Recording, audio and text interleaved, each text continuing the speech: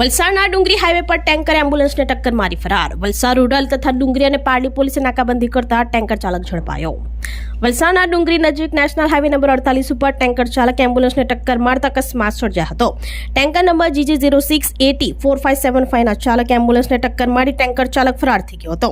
Ambulance ચાલકે પીછો કરી પોલીસને જાણ કરતા વલસાડ રૂરલ ડુંગરી પોલીસ સહિત પારડી પોલીસે નાકાબંધી કરી હતી. વલસાડ રૂરલ પોલીસે નાકાબંધીમાં ટેન્કર ચાલકને ઝડપી પાડ્યો હતો.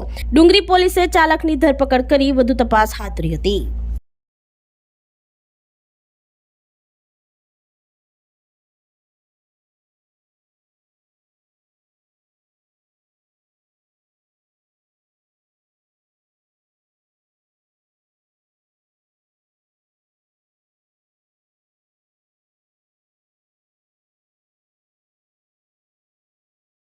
આપણી સંકલ્પ ન્યૂઝ ચેનલને સબસ્ક્રાઇબ અને લાઇક કરો, બેલ આઇકન દબાવો જેથી આવનાર ન્યૂઝ અપડેટ્સની નોટિફિકેશન આપના મોબાઈલ પર સૌથી પહેલા પહોંચે. Like, subscribe and share the video.